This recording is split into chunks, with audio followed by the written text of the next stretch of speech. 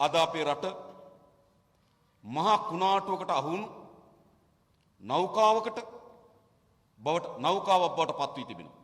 හැබැයි කපිතාන්වරයෙක් නැති නෞකාවක්. මොකද්ද මේ රට සිදු වී තිබෙන්නේ? ආර්ථිකයේ සිදුවියක සියලුම විනාශයන්ට අද අපේ රට මුහුණ දී තිබෙනවා. කොතරම් විනාශයක්ද? කන්ටේනර් 1500කට වඩා වැඩි ප්‍රමාණයක් වරාය හිර වෙලා තිබෙනවා. කඩේ ලුණු හිගිය, මිරිස් හිගිය, කිරිපිටි පොලිම, සීනි හිගිය ඇති වෙමින් තිබෙනවා. අත්‍යවශ්‍ය ආහාර ටික ආනයනය කරගන්න බැරි වෙච්ච රාජ්‍යයක්. අනිත් පැත්තේ අත්‍යවශ්‍ය ආහාර ටික නිෂ්පාදනය කරගන්න බැරි වුණු රාජ්‍යයක්. එක පස්සකින් අපි සමත් වී යුතු තිබුණා අත්‍යවශ්‍ය ආහාර ටික නිෂ්පාදනය කරගන්න. එසේ නැතිනම් අපි සමත් වී යුතු තිබුණා අත්‍යවශ්‍ය ආහාර ආනයනය කිරීම සඳහා ඩොලර් රුපියල් ගන්න. දෙකම නැහැ. මොකද නිෂ්පාදනය කරන්න බැරි රටක් මෝසම් දෙක වර්ෂාවක් තිබෙනවා. නිර්දිග මෝසම සහ ඊසාන දිග මෝසම. ඒ වගේම අතරමැදි මෝසමක වර්ෂාවක් තිබෙනවා. ඒ බොහෝ රටවල් වල තිබෙන්නේ අවුරුද්දකට එක කන්නයි අනෙක් කන්න හිම මිදෙන සීතල. අපේ රටේ කන්න දෙකක් වගා කරන්න පුළුවන්. අපිට මතකයි පොඩි කාලේ අතරමැදි කන්නකුත් අපි වගා කරා. මහා කන්නේ ගොයන් කපලා ඉවර වෙලා ඒ එළියද්ද නැවත අහලා මුං වැපරුවා, උඳු වැපරුවා, කවුප හිටෙවුවා. එහෙම කන්න කීපයක් වගා කරන්න පුළුවන් රටක්. ඒ වගේම භෝග නිෂ්පාදනයේ වැදගත්ම දේ තමයි සූර්යාලෝකය. වර්ෂය පුරාම සූර්යාලෝකයේ තිබෙන රටක්. ඊටම සාරවත් මහ පොළොවක් තිබෙන රටක්. අපේ ඉතිහාසයේ මිතුන් මිත්තන් ඔක්තෝබර් මාසයේ මැද මහ වැහි පටන් ගන්නකොට ඒ මහ වැස්ස එකතු කර ගැනීම සඳහා මහා දැවැන්ත වාරි කර්මාන්තයක් නිර්මාණය කරන ලද රටක්. ලෝකයේ කවරකට හෝ විසෝකටුව බලන්න ඕන නම් ලංකාවට එන්න ඕන. ලෝකයේ කවරකට හෝ මඩසොරුව බලන්නේ නම් ලංකාවට එන්න ඕන. ලෝකයේ කවරකට හෝ වාරි කර්මාන්තයේ ශ්‍රේෂ්ඨ නිර්මාණ බලන්න ඕන නම් ලංකාවට එන්න ඕන.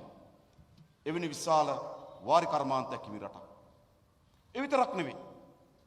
මේ පහ පොළොවත් එක්ක උරෙන් නුර ගැටේ මේ මහ පොළොව අස්සද්දන්න පැය 24ම තමගේ ශ්‍රමය දහඩිය වගුරන්න පුළුවන් ගොවි ජනතාවක් හිටපු රටක්. ඉන්න රටක්.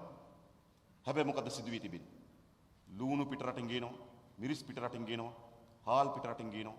මොකද සිදු වී තිබෙන්නේ? වෙනදා මාත්‍යවරයා කියනවා මියන්මාරෙන් හාල් මෙට්‍රික් ටන් ලක්ෂයක් ආනයනය කරන්න තීරණය කිරීම මා ආඩම්බරයෙන් ප්‍රකාශ කරනවා. තීන්දුවක් ගත්ත මියන්මාරෙන් හාල් මෙට්‍රික් ටන් ලක්ෂයක් ගේන්න කියලා. අඩුම තරමේ රටේ මූලික ආහාර ටික නිෂ්පාදනය කරගන්න බැරි වෙච්ච රාජ්‍යයක් අපි ඉදිරියේ තිබෙනවා. කිරි නිෂ්පාදනය ගත්තොත් අපේ රටේ කිරි නිෂ්පාදනය ඉතාමත් යෝග්‍ය රටක්. පාකිස්තාන, ඉන්දියාව වගේ රටවල් වල මූරා වර්ගයේ හරක් අපේ රටේ අනුරාධපුර, මොනරාගල, හම්බන්තොට ආදී ප්‍රදේශවල ඇති කරන්න පුළුවන්. ඩෙන්මාර්කේ, නවසීලන්තේ, ඕස්ට්‍රේලියාවේ පර්සියන් වගේ හරක් අපේ රටේ වැලිමඩ බණ්ඩාරවල නුවරඑළිය ඇති කරන්න පුළුවන්. ඊටමත් යහපත් පාරිසරික තත්ත්වයක් තියෙන සත්ව කර්මාන්ත වෙනුවෙන්. ඒ වගේම යහපත් සංස්කෘතියක් තිබෙනවා සත්ව කර්මාන්තේ, කිරි කර්මාන්තේ වෙනුවෙන්. එහෙත් කිරිපිටි පොලිමේ දරුවෝ අඬන දිහා බලාගෙන ඉන්න බැරුව අම්මලා හිටගෙන ඉන්නවා. මොකද්ද මේ ඇති කරපු රාජ්‍යය? වෙනස් කරන්න ඕනේ නැත්. මහා ණය කන්දක රට හිර කරලා ණය ගෙවා ගන්න බැරුව ඉන්නවා. ඒගොල්ලෝ අද ආර්ථිකේ කරුණු තුනක් ගැන විතරයි අවධානය යොමු කරන්නේ. එක, කෙසේ හෝ ගෙවන්න තිබෙන ණය වාරිකයක් කෙසේ හෝ ගෙවා දැමීම. මොකද ණය වාරිකය ගෙවන්න බැරුණොත් එදාට වැටෙනවා. ඒක උඩරිම try කරන කොහොම හරි ගෙවා ගන්න.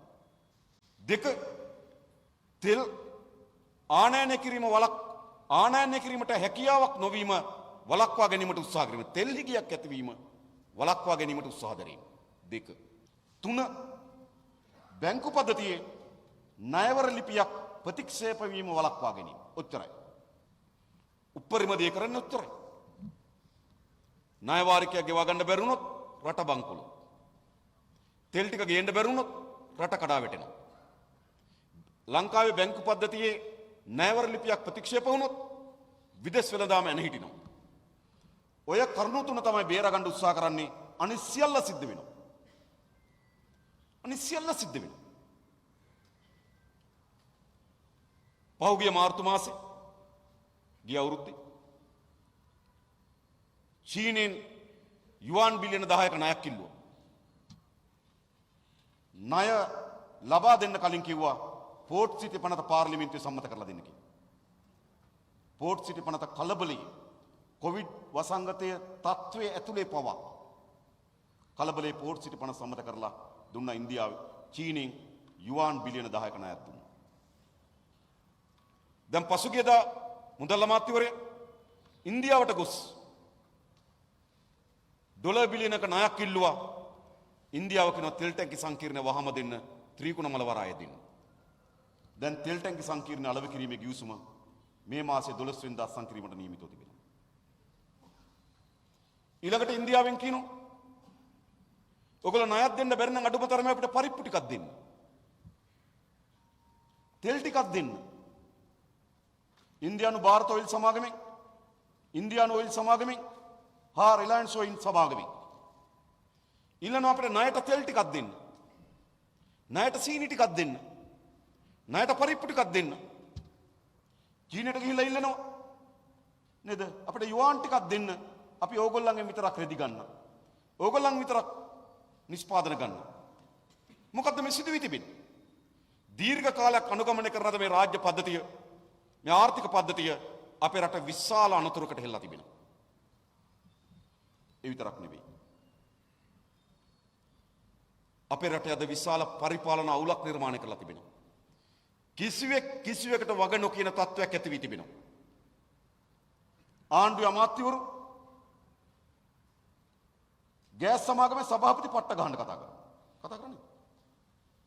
ඉතින් ගෑස් සමාගමේ සභාපති පත් කරන්නේ ජනාධිපතිවරයා. අපිපත් කරා වගේ නේද? කුෂිකර්ම අමාත්‍යාංශ ලේකම්වරයා රටට විය හැකි අනතුරු කල්තියක් ඉදිරිපත් කරයි කියලා ඔහු මාරු කරනවා. පාරිභෝගික අධිකාරිය ක්‍රියාකාරී අධ්‍යක්ෂකවරයා ඔහු ගෙදර යවනවා. විදුලි සංදේශ නියාමන කොමිසමේ TRC කේ සභාපතිවරයා ඉල්ලා අස්වලා ගෙදර යවනවා. පහුගියද ලොකු ප්‍රවෘත්තියක් වාර්තා වුණා. මොකද්ද? ජනාධිපති පී.බී. ජයසුන්දර ගෙදර ගියා කියලා. හැබැයි මට හම්බුණා දැන් ගැසට් නිවේදනය. ඒ ගැසට් නිවේදනය තමයි සුසිල් ප්‍රේමජයන්ත අමාත්‍ය ධූරයෙන් ඉවත් කිරීමේ ගැසට් නිවේදනය. සුසිල් ප්‍රේමජයන්ත අමාත්‍යවරයා අමාත්‍ය ධූරයෙන් ඉවත් කිරීමේ ගැසට් නිවේදනය ගහලා තිබෙනවා. මෙහිම අධ්‍යාපන ප්‍රතිසංස්කරණ විවෘත විශ්වවිද්‍යාල හා දුරස්ථ අධ්‍යාපන ප්‍රවර්ධන රාජ්‍ය අමාත්‍ය ධූරයෙන් ඉවත් කරනු ලැබී ඇති බව මෙයින් දැනුම් දෙමි. අතිකර ජනාධිපතිගේ නියමයේ පරිදි පී.බී. ජයසුන්දර ජනාධිපති ලේකම්. මොකද වෙලා තියෙන්නේ? දැන් මොකද මේ වෙලා තියෙන්නේ? ඉල්ලාසු පී.බී. ජයසුන්දර අපි දන්නේ නැහැ. එහෙම නේද වාර්තා වුණා? හරිද? සුසිල් ප්‍රේමජයන්ත වයින් කරනවා. ඉතින් රටේ වියවුලක් නැද්ද? කිසිවෙක් වග නොකියන තත්ත්වයක් අද අපේ රටේ නිර්මාණය වෙලා තිබෙනවා. මෙවැනි විශාල අර්බුදයක් තිබෙති මුදල් අමාත්‍යවරයා දෙසැම්බර් මාසේ 10 වෙනිදා අයවැය අවසන් වෙනවා. දෙසැම්බර් මාසේ 14 වෙනිදා ලොස් ඇන්ජලිස් වලට යනවා. මෙවැනි විශාල ඩොලර් අර්බුදයක් තිබෙති කිරිපිට නිදහස් කරගන්න බෑ වරාය කන්ටේනර් වල හිර වෙලා අග්‍ර අමාත්‍යවරයා ප්‍රයිවට් ජෙට් යාන අරගෙන තිරුපති යනවා. ඔබ හිතනවද මේ පාලකයන් මේ රට ගොඩනගන්නේ කියලා? එනිසා විශාල පරිපාලන අවුලක් වගකීම් විරහිතභාවයක් ආර්ථික අර්බුදයක් සියල්ල අපි ඉදිරියේ තිබෙනවා. මම හිතන්නේ මේ ගැන අපි ගොඩක් කතා කරන්න ඕනේ නැහැ. කුස්සියට ගියොත් අනතුරු අපිට පේනවා. කඩේට ගියොත් ආර්ථිකය අපිට පේනවා. අපේ රටේ හැකියාව තිබෙන දක්ෂතා තිබෙන තරුණ පරම්පරාව රට අත්හැරලා යනවා. අපිට ඉපදෙන්නට කිව්වේ මොකද්ද? වැදූ මවටසේ ආදරය කරන්න රැක බලා ගන්න මව්බිම කියලා. වැදූ මවට හා සමානයි මව්බිම. එහෙමයි අපිට කියලා දෙන්නේ. එහෙමයි අපිට ගුරුවරුකම් දෙන්නේ. හැබැයි අද මොකද සිදු වී තිබෙන්නේ? අද අපේ රටේ මේ අද රට ඇතරලා මේ මැද පෙරදිග රස්සාවකට යන කතාවක් නෙමෙයි දැන් මේ තිබෙන්නේ. වෛද්‍යවරු, ඉංජිනේරුවන්, මුදුකාංග ඉංජිනේරුවන්, ව්‍යාපාරිකයන්, ආර්ථික හැකියාවක් තියන අය රට අත්හැරලා යනවා. අපි දන්න බොහෝ වෛද්‍යවරු. ඔහුට වෛද්‍ය වෘත්තියක් තිබෙනවා. හොඳ වැටුපත් ලැබෙනවා. හොඳ වාහනයක් මිලදී ගත හැකි. හොඳ නිවාසික ජීවත් විය හැකි වෛද්‍යවරයා ලෙස සමාජ ගරුත්වයේ තිබෙනවා. ඔහුට හොඳ ආදායම් මාර්ගයක් තිබෙනවා. වාහනයක් මිලදී ගත හැකි. හොඳ නිවසක ජීවත් විය හැකි වෛද්‍යවරයෙක් ලෙස සමාජ ගරුත්වයේ තිබෙනවා. හැබැයි කෑම මේසේ වාඩි වෙනකොට බිරිඳ කියනවා මෙහි හිටියොත් අපේ දරුවන්ට මොනව වෙයිද කියන්නේ. නිසා දරුවන්ගේ අනාගතය වෙනුවෙන් රට අත්හැරලා යමු කියලා කියනවා. මේ රැකියාවක් සොයන්න නෙමෙයි. ආදායම් මාර්ගයක් හොයන්න නෙමෙයි. මේ මොකද්ද කියන්නේ? අද මේ කියන්නේ දරුවන්ගේ අනාගතය වෙනුවෙන්. දරුවන් වෙනුවෙන් අපි මේ රට අත්හැරලා යමු. අද අපිට විශාල සමාජ කණ්ඩායම් මුණ ගැසෙමින් තිබෙනවා. ඔවුන් යුරෝපයේ, එක්සත් ජනපදයේ, කැනඩාව, ඕස්ට්‍රේලියාව, එංගලන්තය වැනි රටවල් වල ජීවත් වීම සඳහා රට අත්හැරලා යන සූදානම් වෙමින් තිබෙනවා. මොකද? ඒ කියන්නේ මොකද? තමන්ගේ දරුවන්ගේ අනාගතය පිළිබඳව මේ රටේ විශ්වාසයක් නැහැ. හැම අම්මා තාත්තා කෙනෙක්ම කල්පනා කරන්නේ කුමක් ගැනද? තමන්ට වඩා හොඳ ජීවිතයක් තමන්ගේ දරුවන්ට, තමන්ට වඩා හොඳ ආරක්ෂාවක් තමන්ගේ දරුවන්ට, තමන්ට වඩා හොඳ අනාගතයක් තමන්ගේ දරුවන්ට. හැබැයි තමන්ගේ දරුවන්ට අනාගතයකුත් නැහැ, තමන්ගේ දරුවන්ට ආරක්ෂාවකුත් නැහැ, තමන්ගේ දරුවන්ට විශ්වාසවන්ත භාවයකුත් නැහැ. ඒ නිසා කල්පනා කරනවා මේ රට අත්හැරලා යන්න. හරි. රට ඇතරලා යාම මේකට පිළිතුරක්ද? යා හැක්කේ කී දිනාටද? කුමන රටකට ගියත් අපි ඒ රටේ දෙවෙනි පන්තිය පුරවැසියා. අපි එංගලන්තයට ගියා කියලා ඉංග්‍රීසි කාර්යය වෙන්නේ නැහැ. අපි ඇමරිකාවට ගියා කියලා ඇමරිකන් කාර්යය වෙන්නේ නැහැ. අපි ඕස්ට්‍රේලියාවට ගියා කියලා ඔසී කාර්යය වෙන්නේ නැහැ. අපි කොහොම වුණත් දෙවෙනි පන්තිය පුරවැසියා.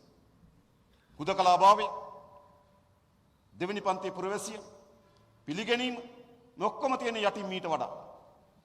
හැබැයි එහෙත් අපි සූදානම් රට අත්හැරලා යන්න. ඒකෙන් කියන්නේ මොකද්ද? මේ රට අනාරක්ෂිත රටක්.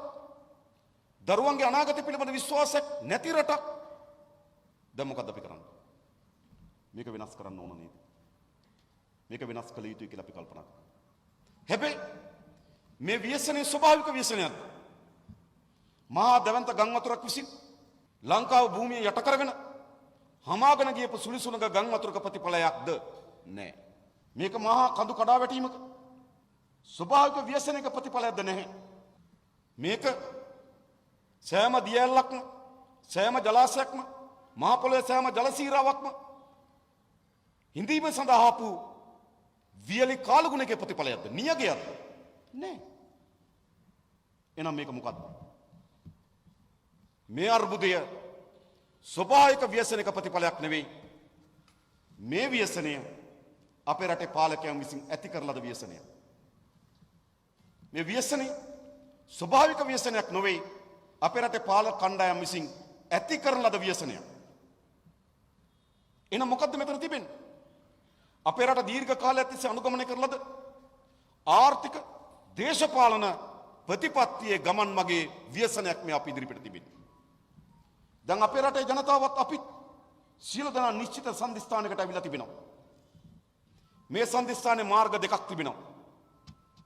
එක මාවතක් මේ විනාශකාරීත්වයේ අගාධය කරා කැඳවාගෙන යන මාවත. පැරණි මාවත. යල්පිනු මාවත. අසාර්ථක මාවත. නේද? ඒ ඕනෑම වර්ගයේ බෝඩ් එකක් ගහගෙන යන්න පුළුවන් මාවතක් තිබෙනවා.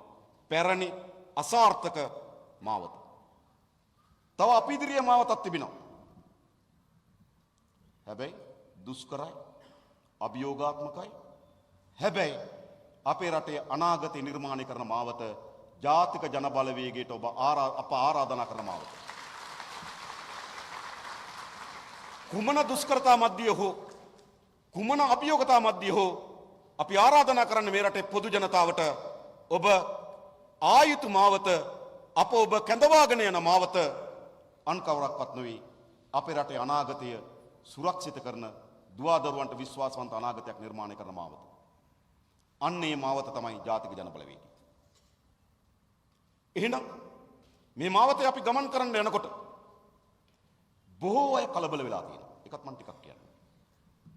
සමහර අය ඉංග්‍රීසි පුවත්පත්වල විවිධ දේ ලියන්න පටන් අරගෙන තිබෙනවා. විශේෂයෙන්ම ඉංග්‍රීසි පුවත්පත්වල. ඒක සමාජ තීරුවක් ආමන්ත්‍රණය කරමින්. විශාල දේශපාලන විචාරකයෝ දැන් නිර්මාණය වෙලා තිබෙනවා. ඒගොල්ලෝවත් මෙහෙම වී, ඒගොල්ලෝවත් මෙහෙම වී මාර වැඩක් වෙන්නේ නැහැ. ඔක්කොම කලබල වෙලා. සමහර අය උපදේශාත්මක ස්වභාවයෙන් ඒත් කලබල වෙලා. එහෙම තීරු ලිපි, එහෙම ප්‍රකාශය, එහෙම පත්තර පිටු පිරෙන්න පටන් අරගෙන තිබෙනවා. හැබැයි අපි කිසිසේත්ම කලබල නැහැ. අපිට ඉතා හොඳ සංයමයක් තිබෙනවා. ඉතා හොඳ ක්‍රමානුකූල වැඩසලස්මක් තිබෙනවා. ඉතා හොඳ ස්ථාවරයක් තිබෙනවා.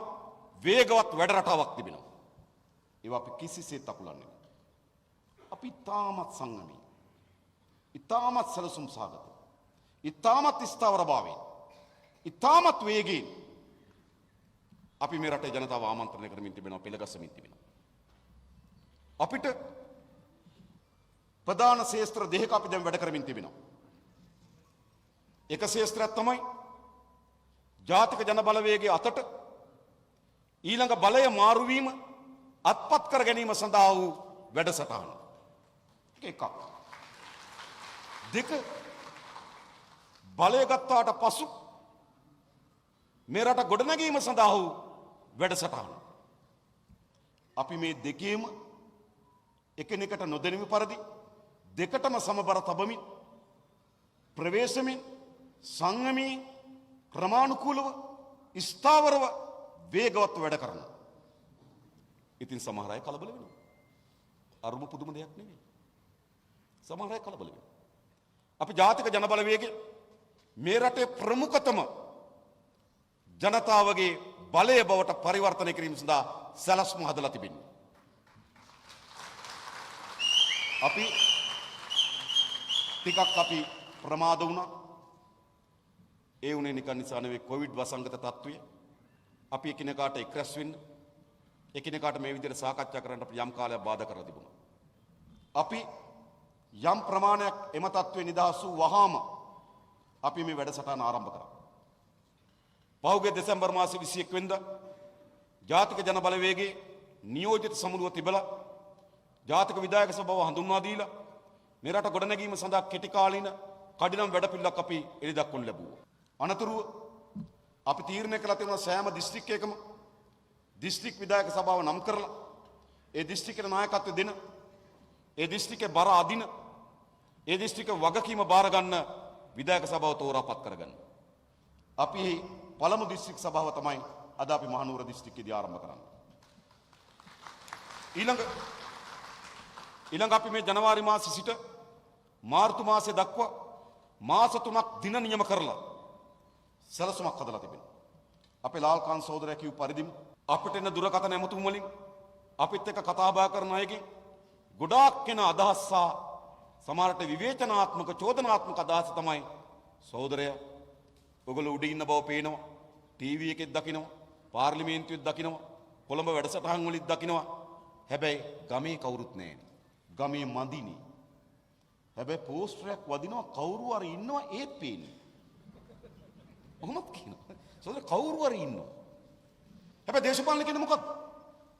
දේශපාලන කියන්නේ පුරවැසියත් එක්ක ගොඩනගා ගන්න ලද සහසම්බන්ධය. ගමේ කෙනාට තමන්ගේ අභිමුඛ ඒ පක්ෂ නියෝජිතේ පේන්න ඕන. ඒ පක්ෂෙට දෙන චෝදනාවක්, යෝජනාවක් තමන්ගේ නියෝජිතයට ඉදිරිපත් කරන්න අවස්ථාවක් තිබෙන්න ඕන. එහෙම නැත්නම් දේශපාලන ව්‍යාපාරයක් කියන්නේ නේ. දේශපාලන ව්‍යාපාරයක් කියන්නේ පුරවැසියන් එක්ක තබා ගන්න ලද සහසම්බන්ධය. හැබැයි අපේ ග්‍රාමීය මට්ටමේ සහසම්බන්ධය දුබලයි. අපි ඒක පිළිගන්නවා. අපි පිළිගන්න ඕනේ. සහසම්බන්ධය දුබලයි. අපිත් එක්ක සම්බන්ධ වෙන්න ඉන්නවා. හැබැයි සම්බන්ධ වෙන්න කොතෙන්ද කියලා අහනවා. අපිත් ඕගොල්ලන්ට කැමතියි කියනවා. හැබැයි අපේ ගමේ කවුරුත් නැහැ කියනවා. මේ ප්‍රශ්නයක් තිබෙනවා. ඒ නිසා දේශපාලන කියන්නේ මොකක්ද? ගමේ ඉන්න සාමාන්‍ය පුරවැසියාට යෝජනාවක් ඉදිරිපත් කරන නියෝජිතයෙක් ඉන්න ඕන. බනින්නත් නියෝජිතයෙක් ඉන්න ඕන. එම නෙවෙයි.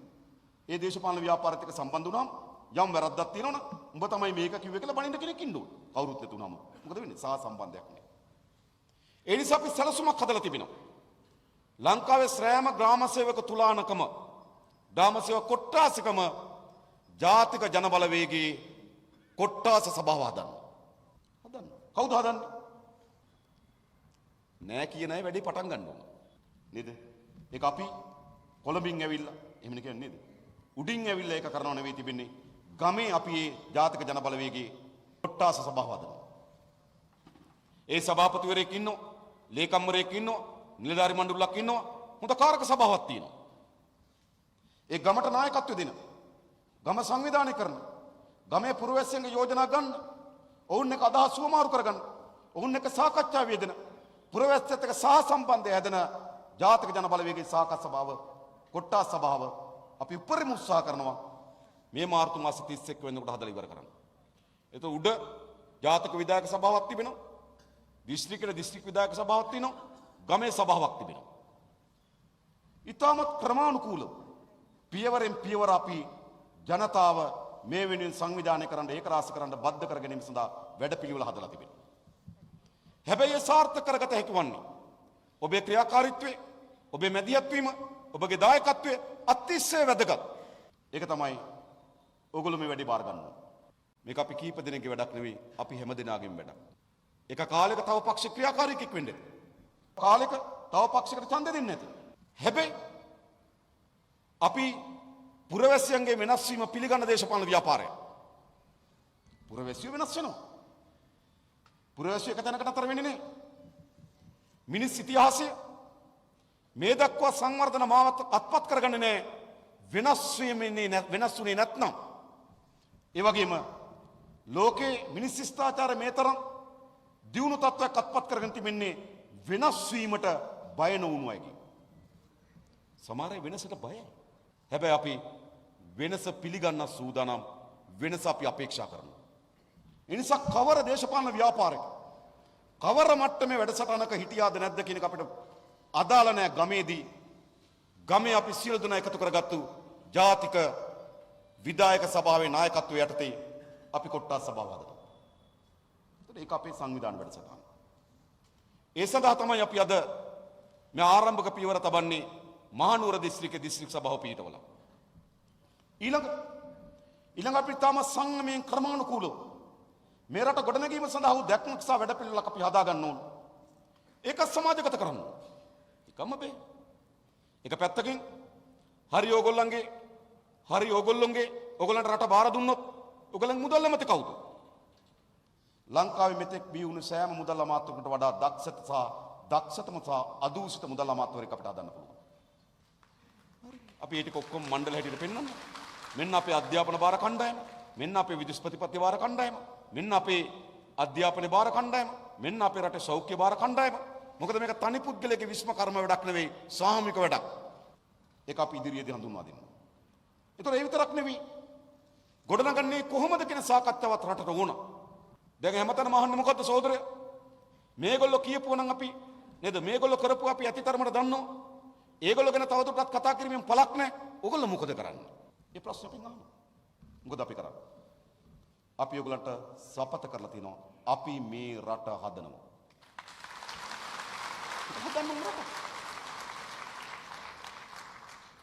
හැදී හැකි වන්නේ කරුණු කීපයක් සම්පූර්ණ කළ යුතුයි. වේගෙන් සම්පූර්ණ කළ යුතුයි. එක මේ රට ගොඩනගන්න නම් අදූෂිත පාලනයක් අවශ්‍යයි. අදූෂිත පාලනය.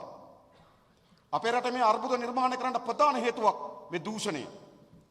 මම මේ දූෂණය කියලා කියන්නේ කාර්යාලයේ ලිපිකරුවා හාප් සිට් කොලයක් අරන් ගෙදර යන එක නෙවෙයි.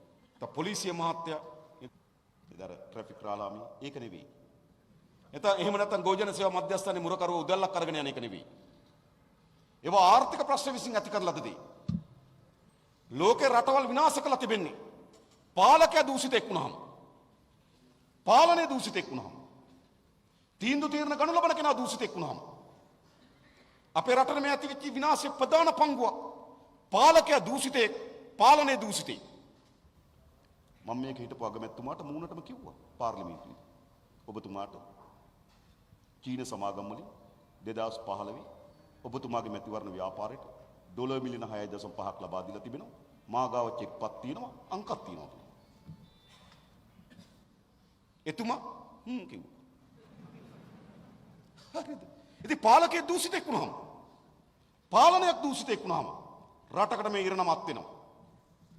ඒ නිසා අපි පළමු කොටම මේ දූෂිත පාලනය වෙනුවට අදූෂිත පාලනයක් ස්ථාපිත කරනවා. එය කළ හැකි වන්නේ අපට පමණක් බව අපි ඔබට සාතික කරනවා. පසුගියදා පාර්ලිමේන්තුවේදී එක අමාත්‍යවරයෙක් නැගිටලා කිව්වා අනුර ඔයාට දූෂිතයන්ට දඬුවම් දීමේ බලය තිබ්බා කිව්වා. මම නැගිටලා කිව්වා ඒ බලය මට තිබ්බනම් ඉස්සරහා පෙළියේ කවුරුත් අද නැහැ කියලා. ඒක කියන්න පුළුවන් වෙන්නේ මොකක් නුඹ? මා දූෂිතයෙක් නම් මට ඒක කියන්න බෑ. එහෙමනම් මා පව්වද ඇතුළේ. අන්න ඒක කියන්න පුළුවන් අදූෂිත පුද්ගලයන්ට හා අදූෂිත දේශපාලන ව්‍යාපාරයන්ට විතරයි. මේ අපි ඔප්පුකොට තිබෙනවා. අපි ඔප්පුකොට තිබෙනවා. අපි මේ රටේ මහජනයාගේ ධනය නාස්ති නොකර තිබෙන බවත්, වංචාවට ලක් නොකර තිබෙන බවත්. ඒ නිසා අපේ රටේ මේ දූෂිතභාවයෙන් ගලවා ගන්න නම් ඒ කල හැකි වන්නේ ජාතික ජන බලවේගයට පමණයි. අපි ඒක කරනවා. ඊළඟ අපේ රටේ සංවර්ධනයේදී ප්‍රජාතන්ත්‍රවාදී අතිශය වැදගත්. මේ විවස්ථානුකූල ඒකාධිපතිත්වයක් නිර්මාණය කරනවා. සුසිල් ප්‍රේමජයන්ත නේද? එක පැහැම් පාරෙන් ගෙදර යවනවා. මා දැක්ක මාධ්‍ය වාර්තා කළා තියෙනවා. අගමැති මහින්ද මහත්මයා කියනවා එයාට කිව්වේ සිරන්ති කියලා. ඒක රටේ අමාත්‍යවරයෙක් තමන්ගේ දූරෙන් එළියට වැටෙනවා. අයින් කරනවා. අයින් කරපුවම රටේ අග්‍රාමාත්‍යවරයා කියනවා මටත් ඒක කිව්වේ නෝනා කියලා. ඉතින් එහෙනම් මෙතන නැද්ද විවස්ථාව තුල තනි ඒකාධිකාරී බලයක් නිර්මාණය වෙන්නේ නැද්ද? නිර්මාණය වෙලා තිබෙනවා. මෙතන කිසි සාමූහිකත්වයක් නිර්මාණය වෙන්නේ නැහැ. තනි කෙනෙක්ගේ තමන්ගේ ඔළුවේ ඇතිවෙන මනස්ගත සිතුවිලි ක්‍රියාත්මක කරන අධිකාරී බලයක් තිබෙනවා. තමන්ගේ ඔළුවේ ඇතිවෙන මනස්ගත සිතුවිලි යලකන්නේ තීන්දුවක් කරගෙන මහකන්නේ කාබනික පොහොර වගාව. මොකද කරලා තිබෙන්නේ? විශාල ව්‍යසනයක් ඇති කරා. මට පේරාදෙණිය විශ්වවිද්‍යාලයේ කුෂිකර්ම විද්‍යා පීඨයේ ජ්‍යෙෂ්ඨ මහාචාර්යවරයෙකුට මම කතා කරලා ලැබුවා මේ ප්‍රශ්නේදී. එතුමා මට කිව්ව එකයි යලකන්නේ මේ තීන්දුව අරගෙන මහකන්නේ මේක වෙනවනම් ඒගොල්ලෝ දීර්ඝ කාලයක් ඉගෙනගත්තු ඒවත් දැන් දරුවන්ට උගන්වන ඒවත් ඔක්කොම බොරු කිව්වා. ඒකත් හරිද? මේ ඔක්කොම බොරු කිව්වා. හැබැයි තනි කෙනෙක්ගේ ඔළුවේ පළපදියම් වෙන එවැනි මනස්ගත සිතුවිල්ල මහා ආර්ථිකයක් මහා ජන ජීවිතයක් අනතුරට හෙළනවා. මේ විවස්ථාවෙන් ඇති වෙලා තියෙන බලය. ඒක පැත්තකින් සුසිල් ප්‍රේමජයන්තලා පාඩම් ඉගෙන ගත යුතුයි. ඒ බලය ඔවුන්ම අතොසවා තමයි 20 වෙනි සංශෝධනය සම්මත කරලා දුන්නේ. මා ඒ වෙලාවේදී පාර්ලිමේන්තුවේදී කිව්වා අද මේ 20 වෙනි සංශෝධනයට අතොසවන ඔබ තමයි පළමුවෙන්ම මෙහි ගොදුර වෙන්නේ කියලා. ඔය තියෙන්නේ. මේ කියලා තියෙන්නේ. පළමුවෙන්ම මෙහි ගොදුර වෙන්නේ. එහෙනම් මොකද්ද ඕනකම තිබෙන්නේ? අපේ රටේ ව්‍යවස්ථාව තුළ මේ ඇති වී තිබෙන නිර්මාණය වී තිබෙන ඒකාධිපති ස්වභාවය අයින් කරන්න ඕන. ප්‍රජාතන්ත්‍රවාදී ජනතාව හවුල් වෙන ජනතාව තෝරාපත් කරන නියෝජිතයට තමන්ගේ පළාතේ තමන්ගේ ගමේ ජනතාවගේ අදහස පාර්ලිමේන්තුවේදී කැබිනට් මණ්ඩලයේදී නිදහසේ සාකච්ඡා කරන්න ඉඩක් ලැබෙන්න ඕන. සුසිල් ප්‍රේමජයන්ත ගැන වෙන ප්‍රශ්න තියෙනවා. හැබැයි ඔහු නේද පොළට ගිහිල්ලා එළවලු ගැන කිව්වා. ඒක සාධාරණයි. මොකද ප්‍රශ්නේ? වැඩියෙන් කිව්වේ නෑනේ ගත්තු ගන්න කියලා තියෙනවා. මම ඒකත් බැලුවා. මොකද්ද මේ? ජනතා නියෝජිතයා කියන කවුද?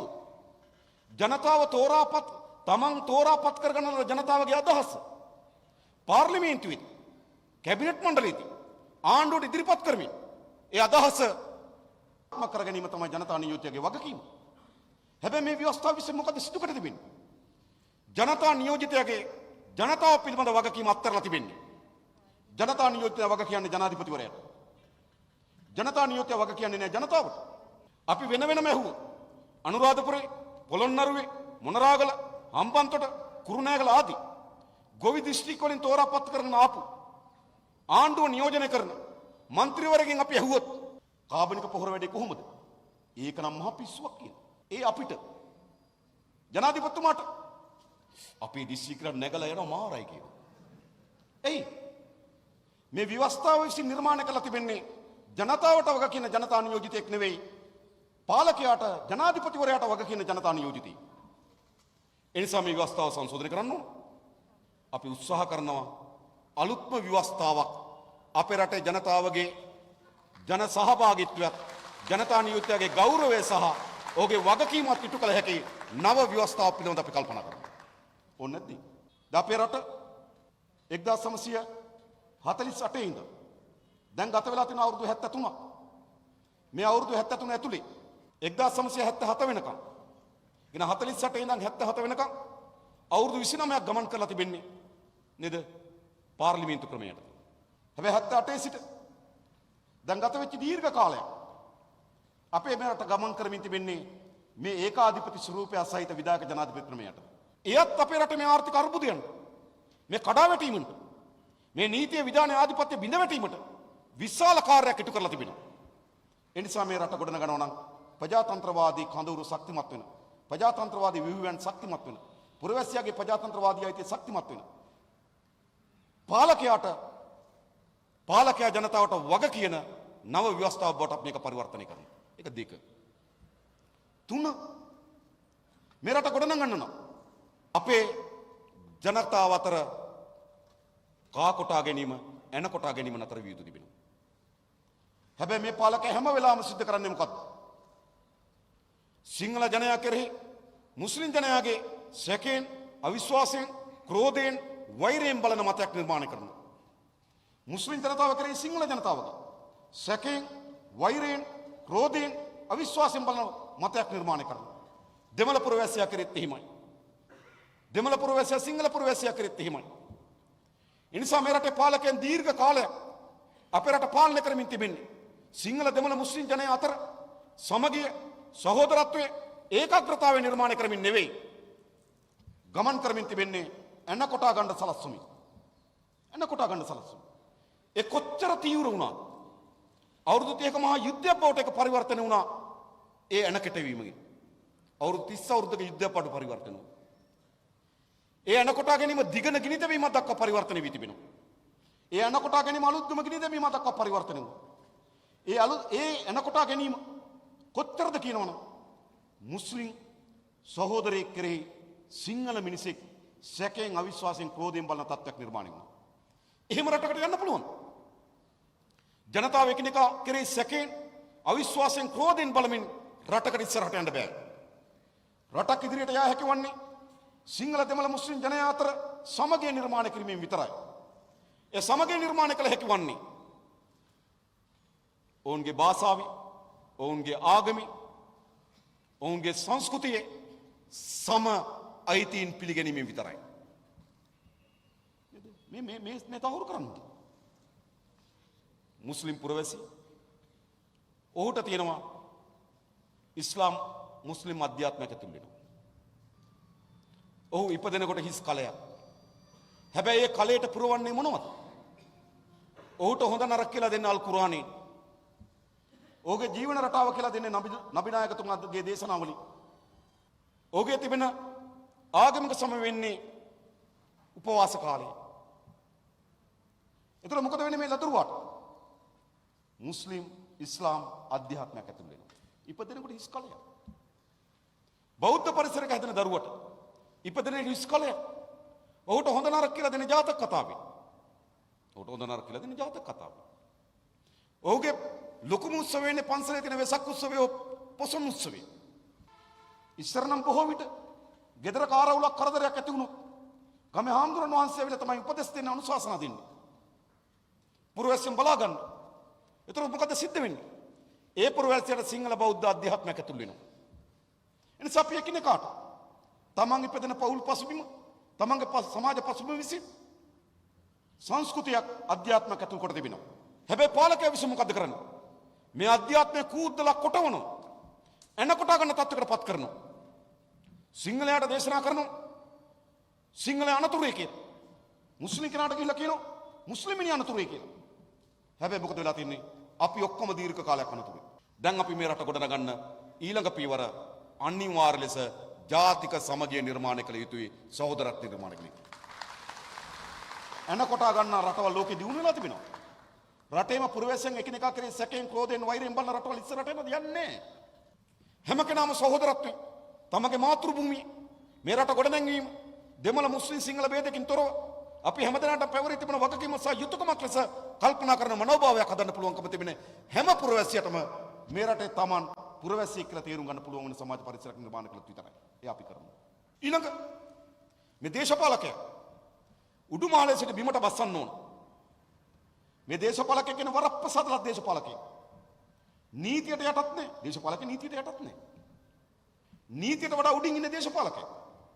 අසල්වැසි රටවල් වල අගමැතිවරු හිරේ ගියා. පාකිස්තානයේ හිරේ ගියා. ඉන්දියාවේ තමිල්නාඩුවේ මහමැතිනි හිරේ ගියා. ඒ වගේත් හොඳම නෙවෙයි. නමුත් යම් තාක් කරේ තියෙන අපේ රට හිරවේ ඉන්න අයත් එළියට එනවා. දේශපාලනය. මේක සිද්ධ වෙන්නේ. එනිසා අපේ රටේ දේශපාලනේ වරප්‍රසාදලත් වෘතිය. උඩුමහලේ ඉන්නේ. පුරවැසියට වඩා උඩින් ඉන්නේ. පුරවැසියට වඩා උඩින් ඉන්නේ කොහොමද දේශපාලකයෝ? මේක වෙනස් කරන්න ඕන. එතන මේ දේශපාලකලා දී තිබෙන අධිවරප්‍රසාදිත තත්වය ඉවත් කරන්න ඕන. අද දේශපාලකයා කියන අධිවරප්‍රසාදිත තත්වය මේ ඉවත් කළ යුතුයි. විශ්‍රාම වැටුප, නිල නිවාස, නේද? අද වාහන පර්මිට්, හිටපු ජනාධිපතිතුරු බලාගන්න එක ඔක්කොම නතර කරන්න ඕන. නතර කරලා උඩුමහලේ සිට දේශපාලකයා ජනතාව සමග බිමට බහින්න ඕන. බැහැලා පුරවැසියන්ට කියන්න ඕන. මොකද අපේ රට කඩා වැටුණු රටක්, බිඳ වැටුණු රටක්. මේ රට ගොඩනගන්න නම් අනාගත අපේ දරු පරම්පරාවේ වෙනුවෙන් මේ රට ගොඩනගන්න නම් මේ පරම්පරාව යම් කැපකිරීමක් කළ යුතුමයි. එසේ නැතුව මේ රට ගොඩගන්න බෑ. අපි හැමදෙනාම සාමූහික පරබැදීමක් කරන්න. හැබැයි අපි හැමදෙනාම සාමූහික පරබැදීමක් කළ හැක්කේ කෙසේද? ඒ කළ හැකි වන්නේ දේශපාලකයා වරප්‍රසාද අධිවරප්‍රසාදිත තැන ඉඳන් බිමට බැස්සුත් විතරයි. එහෙම නැතුව පුරවැසිය එනවත් ඩොලර් හෙගියක් තියද්දි ජෙට් අරගෙන නේද ප්‍රයිවට් ජෙට් අරගෙන තිරුපති වන්දනා කරන්න යන නායකයන්ට කියන්න පුළුවන්ද ජනතාව කැප කරන්න කියලා? එහෙම කියන්න බෑ. එහෙනම් පුරවැසියට ඒත්තු ගන්නන්න ඕන.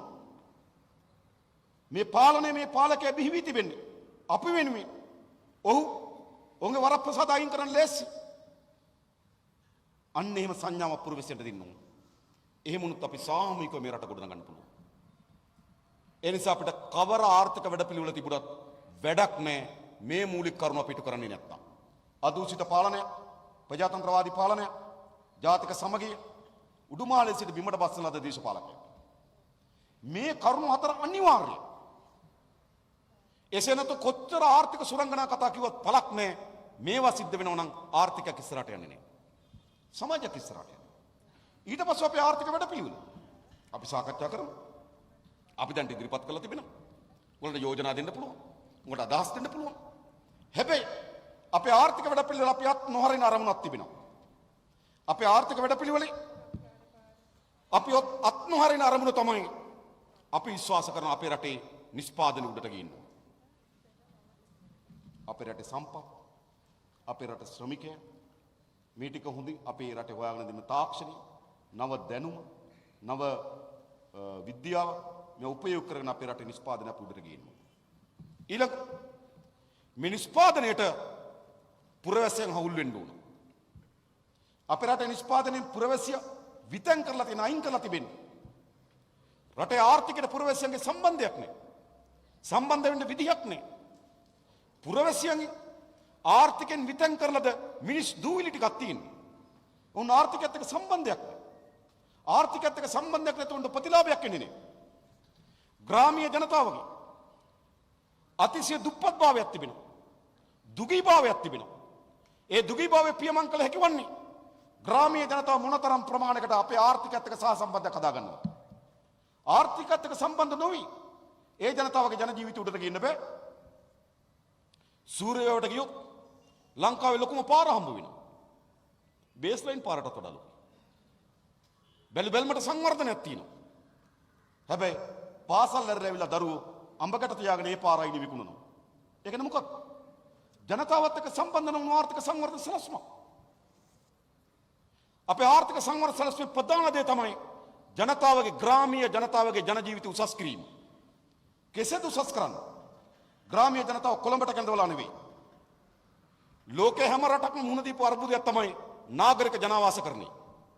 සංඝයි ගියත්, බීජිං ගියත්, දිල්ලි ගියත්, ඩකා වලට ගියත් ලෝකේ හැම රටක්ම මුහුණ දුන්න නාගරික ජනාවාසකරණය. ග්‍රාමීය ජනය දසලක්ෂ ගණන් ගම් අත්තරලා නගරයට කේන්ද්‍රගත වුණා. චීනයේ සංඝයි ගත්තොත් ආසන්න වශයෙන් වර්ග කිලෝමීටර් 8500. ලංකාවේ භූමියෙන් 8න් එකක් වගේ.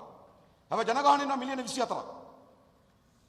වර්ග කිලෝමීටර් 8500ක ජනගහනය මිලියන 24ක් ඉන්නවා.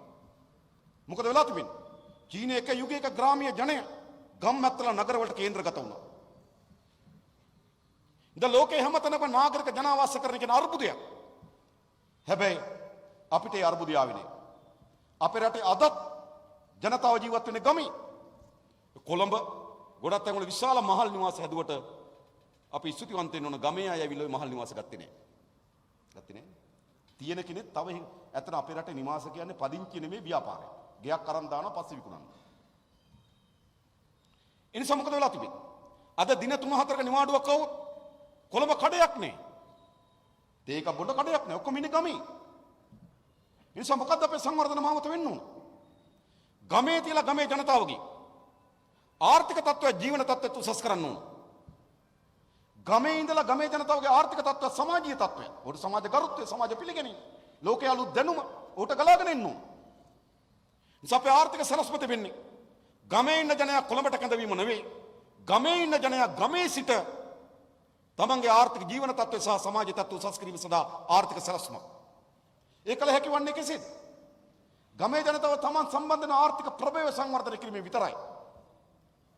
ග්‍රාමීය ජනතාව තමන්ගේ ප්‍රධාන ආර්ථික ප්‍රභේව කුෂිකර්මාන්තය. ඔහුගේ ජීවන තත්ත්වය උසස් කළ හැකිවන්නේ කුෂිකර්මාන්තය ආදායම් මාර්ගයක්, ඒ කියන්නේ ආදායම් සහිත ශේෂ්ත්‍ර බවට පත් කරොත් විතරයි. එසේ නැතුව ගම්මිණි ජනතාවගේ ජන ජීවිත උසස් වෙන්නේ නැහැ. අපි ගත්තොත් එල්පිටිය, කරන්දෙනිය, මුලටියන නේද? ඒ පළාත් වලට ගියොත් මොකද ප්‍රධාන දේ කුරුළු කර්මාන්තය. ඒ ජනතාවගේ ජීවන තත්ත්ව උසස් කළ හැකිවන්නේ කෙසේද?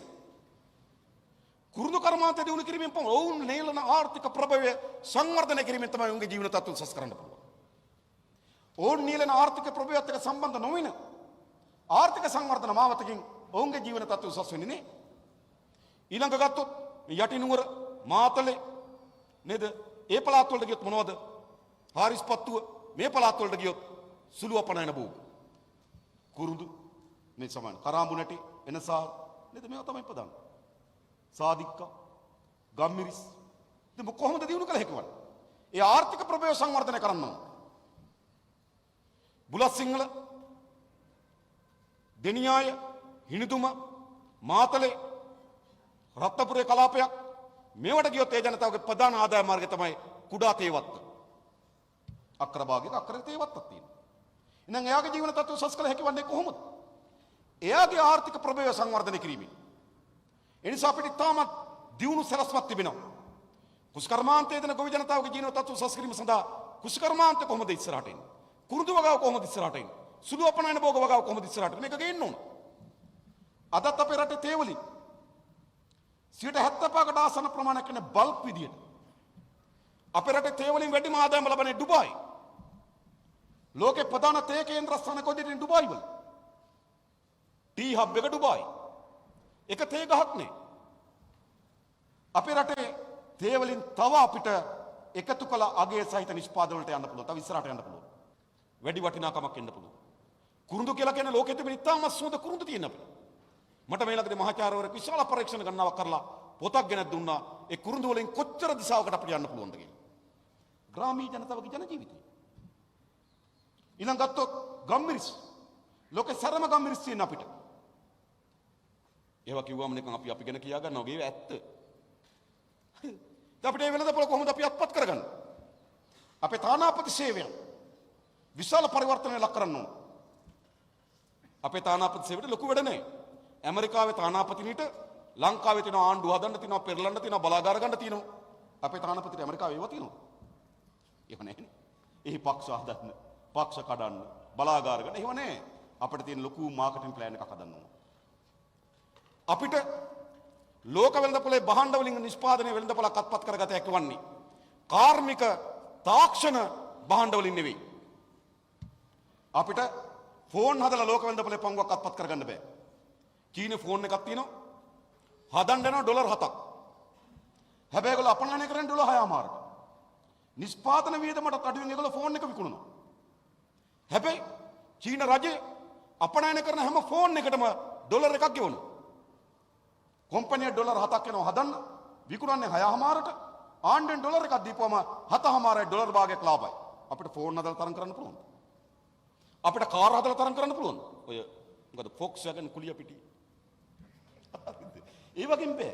අපිට ආවේනික නිෂ්පාදනයෙන් ලෝක වෙළඳපොලේ පංගුවක් අපි අත්පත් කර ගැනීම සඳහා සලස්මක් හදන්න ඕන. ඒ සඳහා අවශ්‍ය වෙන උම්මාදයක් අපේ රටේ නිර්මාණය කරන්න ඕන සුළු මධ්‍ය පරිමාණ ව්‍යවසායකයා. ග්‍රාම සේවක කොට්ටාස 14යි තිබෙන්නේ. 14000ක් විතර තිබෙනවා. මේ ග්‍රාම සේවක කොට්ටාසක එක සුළු මධ්‍ය පරිමාණ ව්‍යවසායකයෙක් හැදුවා. ඒට රැකියා 10ක් 15ක් නිර්මාණය කරන්න පුළුවන් නම් අපිට පුළුවන්කම තිබෙනවා විශාල රැකියා අවස්ථා නිර්මාණය කරන්න නිෂ්පාදනය ඇතුලේ. හැබැයි අද රැකියා අවස්ථා නිර්මාණය කරන්න ප්‍රාදේශීය ලේකම් කාර්යාලය ඇතුලේ. ගියපුවම කීයක් ඉන්නවා? සමහර නිලධාරීන්ට කියලා තියෙන ඉඩ නැහැ, එන්න එපා, බදාදට විතරක් ඉන්න කියලා. එහෙම නේද? ගොඩක් ඉන්නේ බදාදට විතරක් ඉන්න කෙනා දැන් වල කිව්වා. මොකද්ද මේ වෙලා තියෙන්නේ? ඒ නිසා මේ නිෂ්පාදන සම්බන්ධ රැකියා නිර්මාණය කිරීම අපේ සලස්මක් හැටියට තිබෙනවා. ඒ වගේම අපිට විශාල අමුද්‍රව්‍ය නැහැ. ඒකත් අපි තේරුම් ගන්න ඕනේ. ගෑස්, ගල් අඟුරු, රත්තරන් නිදි, තුත්තනායක නිදි, තඹ නිදි, තෙල් නිදි තියනවා කිව්වට නෑ නේද? අපිට කැමති මේවා දැම්ම ගන්න නැති. ගත්තොත් ඒක પરම්පරා ගන්නකට විකුණලා ඉවර කරනවා. හරිද? දැන් අපිට එහෙම සම්පත් නැහැ. අපේ ප්‍රධාන සම්පත මානව සම්පත. මේ මානව සම්පතක ලෝක වෙළඳපොලේ අත්පත් කරගන්න පුළුවන් විශාල පංගුවක් තියෙනවා මුදුකාංග වෙළඳපොළ. ඒක විශාල පංගුවක්. ආණ්ඩුව සලසමක් හදලා තියෙන ඩොලර් බිලියන 5කට. හැබැයි ඩොලර් බිලියන 1.5 දෙකේ තමයි තාම තියෙන්නේ. අපිට දැන් ඩොලර් බිලියන 15කට යන්න පුළුවන් විභවයක් තියෙනවා මුදුකාංග වෙළඳපොලේ. ඒකට අවශ්‍ය තාක්ෂණය. ඒකට අවශ්‍ය විශාල මෙහෙයුමක් දාලා අපේ නව තරුණ පරම්පරාව ලෝකයේ මුදුකාංග වෙළඳපොලෙන් පංගුවක් අත්පත් කර ගැනීම සඳහා අපි සලස්මක් හදන්න ඕන. ඒ සඳහා අධ්‍යාපනයේ විශාල පරිවර්තනයක් අපි ඇති කරනවා. ඒ නිසා මා හිතනවා අපිට අවුරුදු 5-6ක් අපේ තර කෙටි කාලීන, දිගු කාලීන, මධ්‍ය කාලීන, දිගු කාලීන සලස්මක් තිබෙනවා. අපි හැමදෙනාම අවුරුද්දක් දෙකක් පොර බැදුවොත් මේ කෙටි කාලීන අපි මුහුණ දී තිබෙන අර්බුදයෙන් අපිට ගොඩ එන්න පුළුවන්. අවුරුදු 4-5ක් ගොඩ පොර බැදුවොත් අපේ රට ස්ථාවරත්වයකට ගේන්න පුළුවන්. අවුරුදු 7-8ක් පොර බැදුවොත් අපේ රට දියුණු රාජ්‍ය බවට පරිවර්තන කරන්න පුළුවන්. මේ කරන්න පුළුවන්. ඒ නිසා මේ රටේ මා නැවත කියන්නේ අපි මේ අත්විඳින්නේ ස්වභාවික ව්‍යසනික ප්‍රතිඵලයක් නෙවෙයි. මේ අපි අත්විඳින්න තිබෙන්නේ කුමක්ද? අපේ රටේ පාලක තන්ත්‍රය විසින් ඇති කරන ලද ව්‍යසනය. මේ ව්‍යසනෙන් ගොඩ එමු අප. අපේ රට ලෝකයේ දියුණු රාජ්‍යයක් බවට පුරවැසියන්ගේ නිදහස නේද? මූලික දේ. ඉන්ද නිවසක්, දරුවන්ට අධ්‍යාපනය, නිරෝගී සම්පන්න ජීවිතය, හොඳ ප්‍රවාහන පද්ධතියක්, ගෙදරට ආදායම් මාර්ගයක්, මානසික නිදහස. සතුටෙන් hinaවෙන් ඉන්න පුරවැසියෙක් අපිට උණු. අද ඕගොල්ලන්ට පාරේ යනකොට බලාගෙන යන්නකො. එක පුරවැසියෙක් hina වෙනවද? hinaවක් තියෙන. දැන් බලන්න බෑනේ නේද? මාස්ක් එක නේ. හරිද? මේ පොඩි අරගන්, පොඩි ගැටුම්කාරී සමාජයක් තියෙන්නේ. බස් එක නැගලා කාගරි කකුලක් පෑගුණා. මොකද කරන්නේ? ගෙදර යනකම් බයිනවා. බස් එකෙන් බයිනකම් බයිනවා. වාහනයක් ඉස්සර කරනකොට ඔන්න මේ පැත්තෙන් දාන මේ පැත්තේ ඉක්මනින් දාපන් කියනවා. අරගෙන සමාජික මානසික සුවයක් නැහැ. නිදහසක් නැහැ. සමාජෙ මොකද සිද්ධ වෙලා තිබෙන්නේ? මහා විනාශකාරී තරඟයකට දාලා එකිනෙකා කෙරෙහි සැකයෙන් බලන, එකිනෙකා කෙරෙහි නිකන් ගැටුම්කාරී ස්වභාවයෙන් බලන සමාජයක් නිර්මාණය වෙලා තිබෙනවා. මේ සමාජයත් එක්ක අපිට ඉස්සරහට යන්න බෑ. ඒ නිසා මේ පරිවර්තන අපි කළ යුතුමයි. අන්නේ පරිවර්තන වෙනුවෙන් තමයි අපි ජාතික ජන බලවේගය ගොඩනගලා තිබෙන්නේ. ඔබට අපි එහි කොටස්කරුන් බවට පත් වෙන්න කියලා ආරාධනා කරනවා. ඒ නිසා අපි මේ ව්‍යායාමයේ පටන් ගමු. අපි මේ ව්‍යායාමය ආරම්භ කරලා තිබෙනවා. හැබැයි සහතික වශයෙන් අපි මේ ව්‍යායාමය ජයග්‍රහණයෙන් කෙලවර කරමු. කල යුතුයි. නැවතත් කියන්නේ අපිට කලබලයක් නැහැ. අපිට ඉතා හොඳ සංයමයක් තිබෙනවා. ඉතා හොඳ ක්‍රමානුකූල සැලැස්මක් තිබෙනවා. ඉතා හොඳ ස්ථාවරයක් තිබෙනවා. හැබැයි වේගවත් භාවයක් තියෙනවා. ඒකත් කියන්න. අපි වේගයෙන් වැඩ කරමු. වේගයෙන් වැඩ කරමින් තිබෙනවා. ඒ නිසා ඒ වෙනුවෙන් ඔයගොල්ලෝ හැම දිනාගෙම දායකත්වයේ මැදිහත් වීම අපේක්ෂා කරමින් විශේෂයෙන්ම මහනුවර දිස්ත්‍රික්කයේ දිස්ත්‍රික් සභාවට මේ දිස්ත්‍රික්කයේ ගොඩනැංවීම ජනතාව වෙත ගෙන යන්න, ඒ ජනතාව සංවිධානය කරන්න, ඒකරාශී කිරීම සඳහා ශක්තිය ධෛර්ය ප්‍රාර්ථනා කරමින් මම නතර වෙනවා. බොහොම ස්තුතියි හැම දිනාටම ජය වේවා කියලා ප්‍රාර්ථනා කරනවා. The News Reporter වාරණයෙන් තොර අපක්ෂපාතී වාර්තාකරණය.